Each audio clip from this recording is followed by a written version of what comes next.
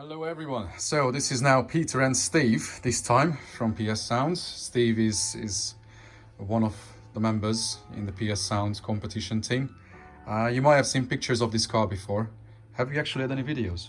Not with you, no. I've put a few videos on my Facebook page. But yeah, but on YouTube there's not much of it actually online at the minute. Yeah, on YouTube we haven't showed anything of this build because we were working on it sometime in February before COVID madness, and then the car was, well, it was supposed to go to Eurofinals, not with this current layout that you see here, but the front end is pretty much the same. I'll show it in a second.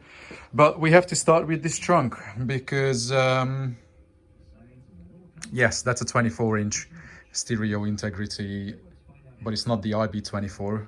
It's the HST. But it's a custom built one, specific for this installation. So all the specs were specially changed for this application because the HST is rather suited for box application. People use it in home audio in boxes.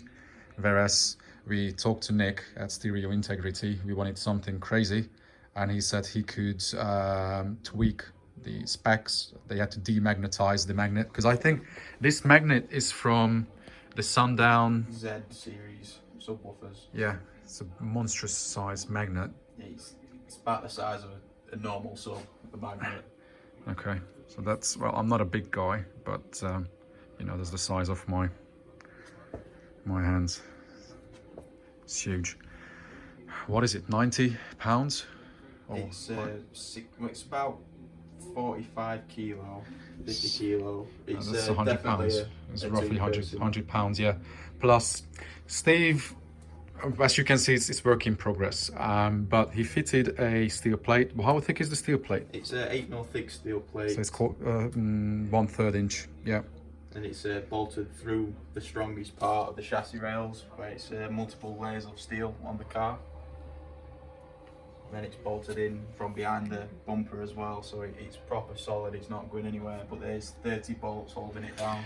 Okay, let's see if I can go underneath, because people always want to see this madness.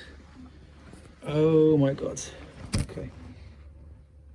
So as you see, there's a grille with the beautiful rain guard, which people always ask me, what is the rain guard? It's basically the same foam people use on PA drivers, outdoor speakers, in rock and roll world. So the foam doesn't let anything penetrate and go through. And it's good enough for protecting the cone. Oh my god. So, yeah. That's now a new addition to your madness. This is really not needed for competition. But for everyday life, and if you like low bass without much limitation, then this is quite something. At the moment this is not running because Steve is changing the amplifier, but hopefully by Thursday we will have something in it, then we might be able to show this thing moving and the whole car flexing to death. Because yeah, it was a little bit crazy when it was just running off the 400.2. Because currently he has a Z150.6 LX, which was the later mass production version of the LE, which is further down. There's a 4-channel LE, and then further back you've got the 400.2. So that 400.2 used to run the sub. That used to run the sub. So now you are going to use that for your front doors. Yeah, so that's now running the mid bass in the doors. Okay. So and then there's another Zapco amp hidden as well to run bass shakers. Everything, and then the 3K monoblock is coming for the sub because the 400.2 was just not quite enough. We were clamping it at 800 watts at 40 hertz. Yeah, but yeah, the impedance was further up than 4 ohm, so it doesn't quite sit right, the impedance. It actually sits at about 5. Yeah, we will do proper tests to see how impedance works on different frequencies, but you can easily have a larger monoblock on a sub if it's well set up, because this is 2K RMS, but we will have a 3K monoblock on it, which in numbers it's a lot, but in reality in terms of dB and headroom it's not that much more. So I'm sure it will be fine. Yeah, fine. You can buy a new car after a year. So this is the back end, guys. With, yeah, we haven't showed that. There's a Zapco HDSP5 controlling the whole system with additional HD Bluetooth module, plus is running the head unit on what now? Optical? Coaxial. That needs tidying up, but it's cool. This is the power side, similarly to my car. We're still in the Separated prototyping version of it at the minute, where we're just trying to make sure everything works before it gets finalised and everything's tidied up.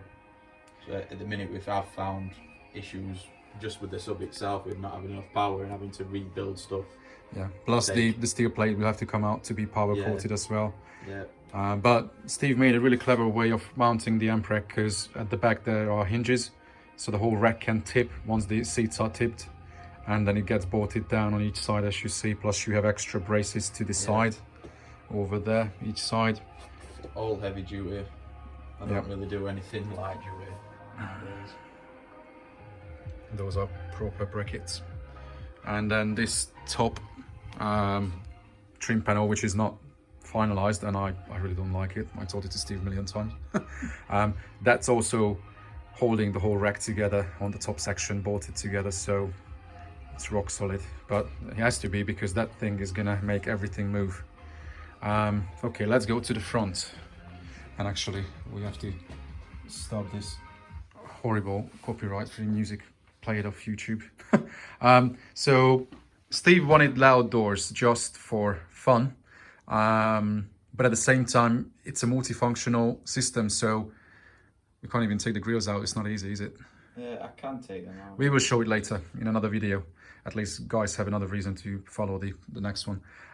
So there are two 6.5-inch drivers in there with a tweeter, so you can have a preset where you just use the door as dedicated mid bass, playing up to like 300 hertz, and then tweeters are deactivated on the DSP. Or you can have a preset where the door is open for demoing, and then it plays full range with the tweeter. But this is an enclosure. He built it from fiberglass, so it's following the shape of the inner skin of the door, and it's nicely filled up to the shape of the door, trimmed. It doesn't stick out much from the door either, which really helps. Yeah. Just kind of finishing the look off nicely. Yeah. It doesn't come out as much as mine, but then yeah, your drivers are not as deep as my 8-inch in my Honda. So that's the mid bass part in the system now, because you used to have 6.5s in the kicks, but that's now gone. And then pillars. So this is what we created for Eurofinals with Arco drivers, which no one has at the moment. The Arco project that I've mentioned many times, I have Arco drivers as well, built by Accuton.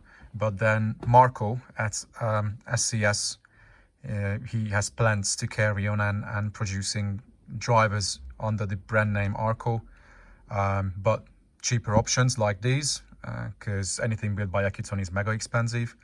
But these are going to be manufactured by someone else, not by Accuton as far as I know.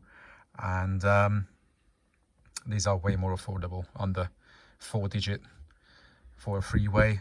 So we have a pair of the mid bass in the doors and the mid 3.5-inch mid with the tweeters.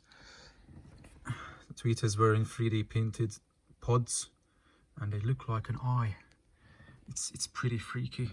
Yeah, they look a lot better since being painted, but when we first made them, they was literally like an eyeball. Yeah.